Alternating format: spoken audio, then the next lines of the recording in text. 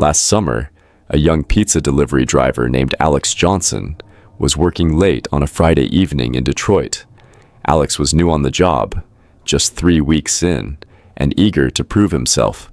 He wanted to impress his boss, maybe earn some extra cash with tips. But he quickly found out some addresses aren't worth the risk.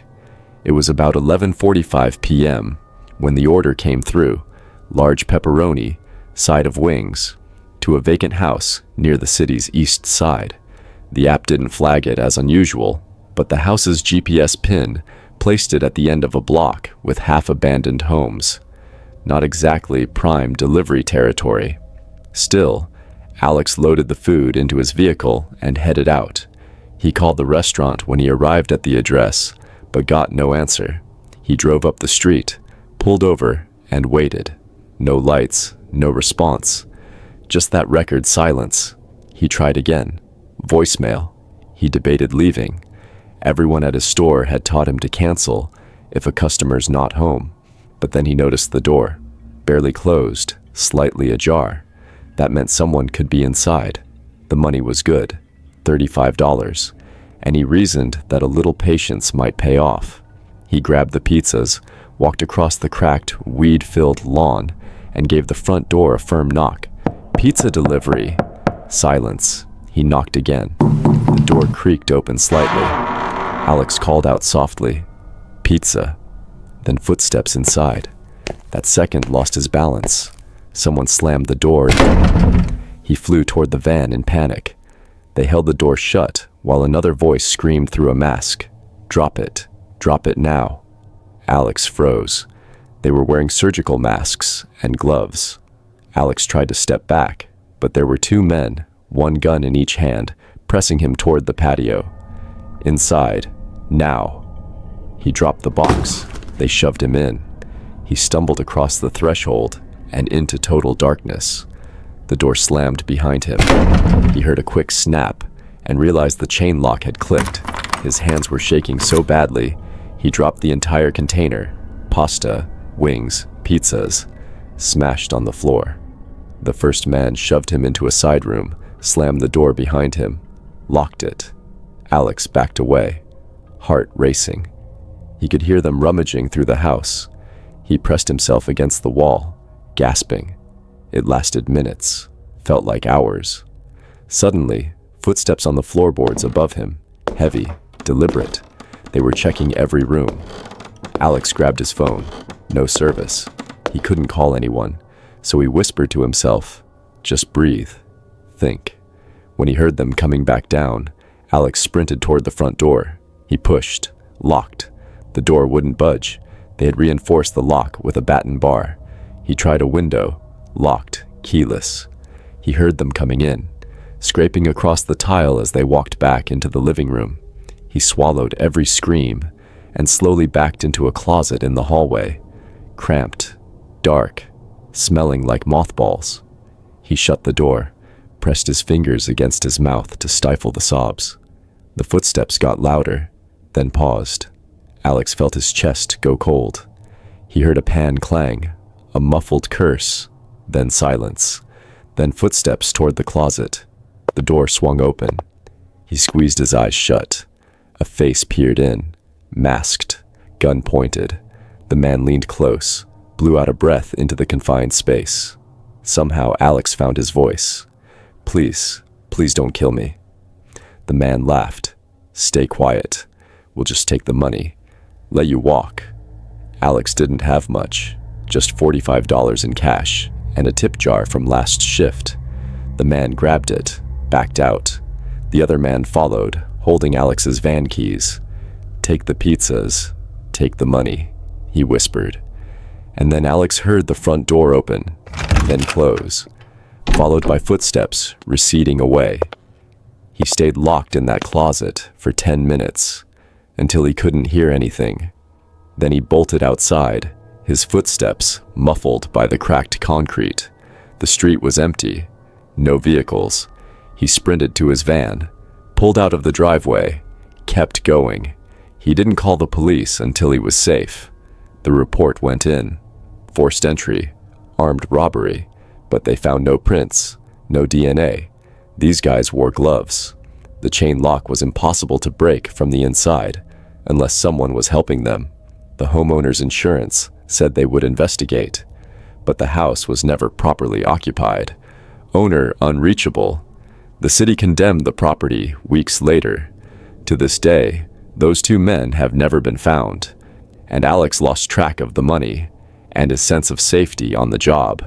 Now, every time he hears restaurant delivery at closed hours, he checks his rear view 3 times before stepping out. He still works nights, but he's never taken the vacant home route again.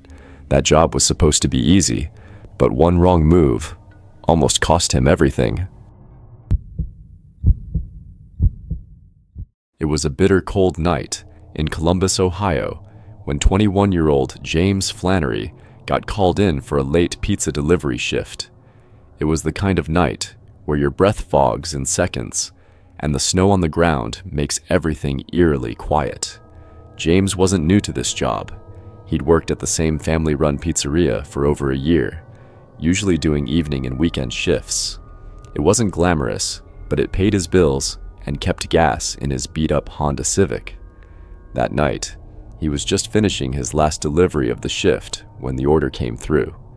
1 large pepperoni pizza, cash on delivery.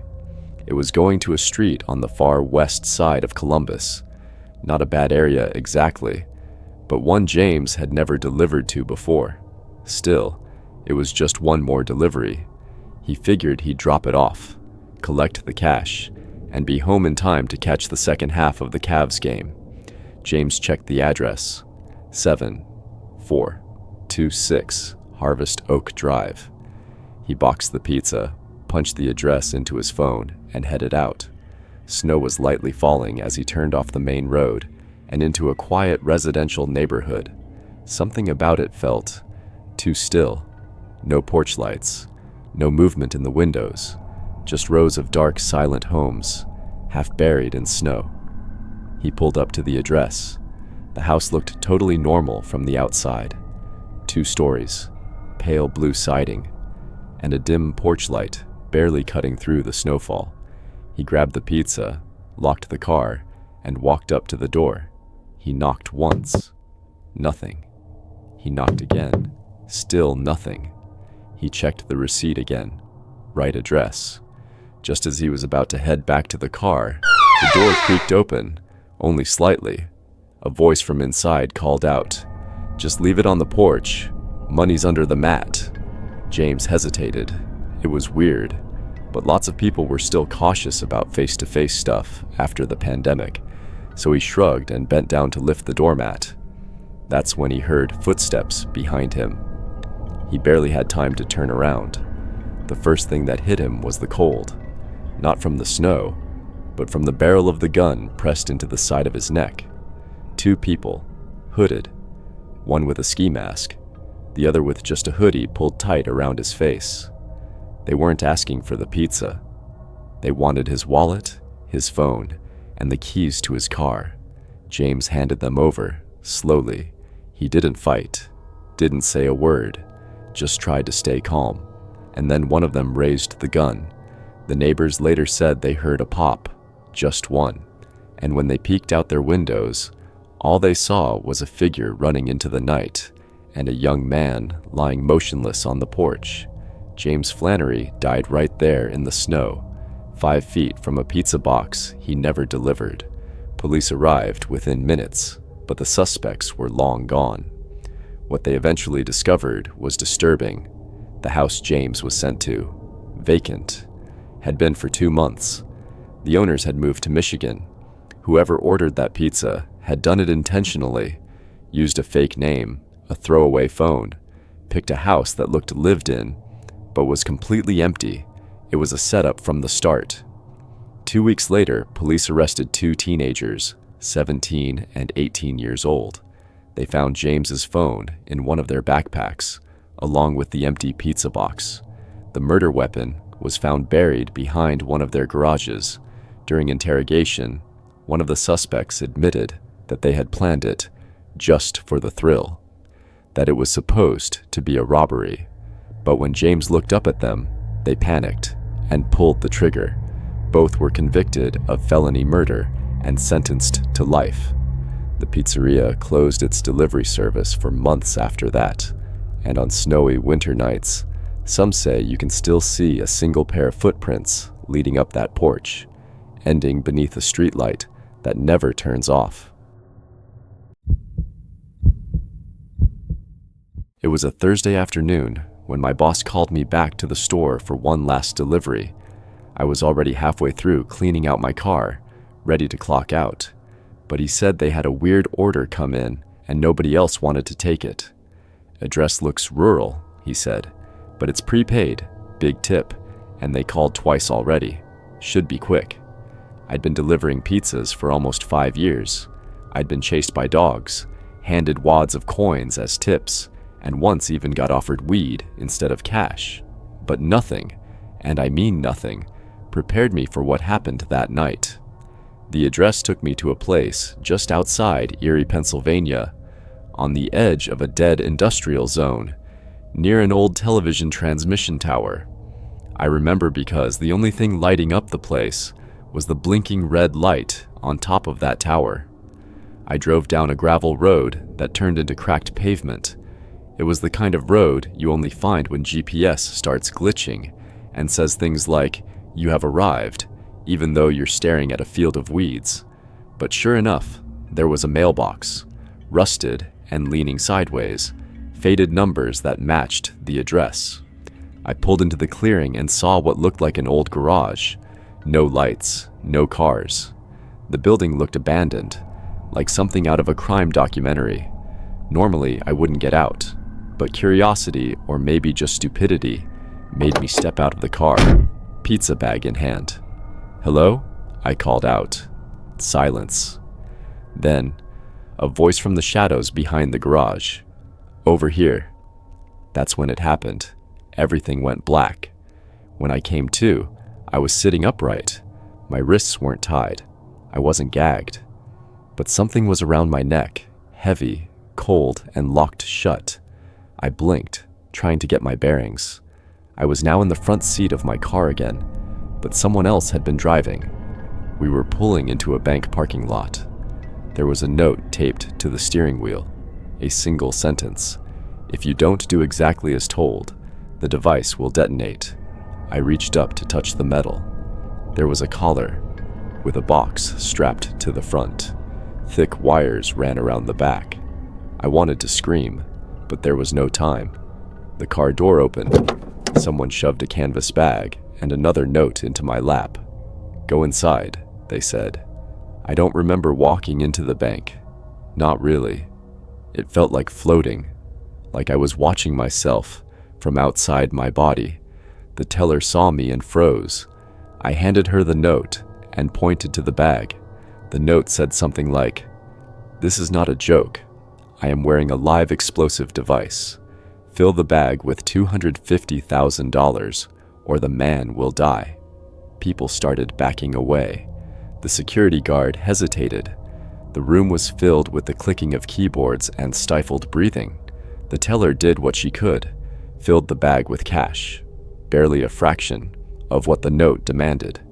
I walked out, and police were already there. They ordered me to the ground. I obeyed.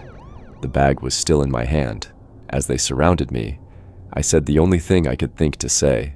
They put this on me. I don't want to die. For 15 minutes, I sat there on the sidewalk, legs crossed, hands cuffed behind me. The collar was beeping. I begged them to get the bomb squad. They said they were en route. Traffic was bad. They weren't sure how long it would take. The beeping got faster. Faster. I remember looking up at the sky. Clear blue, no clouds. I remember the feeling of my heartbeat in my neck, fighting against the weight of the metal. And then, everything exploded. When I woke up, again, I was on my side in a hospital, tubes in my nose. My hearing was shot. They told me I was lucky, but here's the part I've never shared with anyone outside the report. I wasn't the intended target. Turns out, the order had originally been placed under someone else's name, a different delivery driver who called out sick that day. I wasn't even supposed to be working. Police found remnants of the collar scattered across 60 feet of pavement. The device was real, a crude but effective bomb, wired with timers and failsafes. But that wasn't the most disturbing part.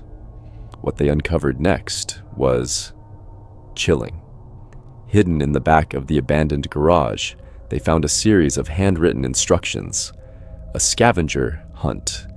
Apparently, whoever put that thing on me had also given me a list of tasks I needed to complete after the robbery to get the key to unlock the collar. The first was to deliver the money to a dumpster behind a diner 15 miles away. Then, I was supposed to follow clues, picking up more notes at more locations. Each one was timed. If I failed to arrive within the window, well, boom. Problem is, there was no key. It was a setup, a twisted game where the player never had a chance. One of the detectives later told me they believed more people were involved, that the person who handed me the note wasn't acting alone. Multiple sets of prints, conflicting camera footage, dead ends at every clue location. They even found a fake collar in one of the suspects' garages, built to test the mechanism. But the group scattered after the explosion. Nobody talked. And to this day, no one has ever been convicted for what happened to me. The media latched on and called it the pizza collar bomb case. Late-night hosts made jokes about it. But behind the headlines was just a guy delivering a pizza. Sometimes I still wake up with the phantom feeling of that collar pressing against my throat. Other times, I hear that beeping in my dreams. People ask why I went in the bank instead of running, why I didn't fight back, why I just followed orders. But until you've felt that kind of fear, of not knowing whether the next second will be your last, you don't get to ask those questions. Because when you're just trying to survive, you don't think, you deliver.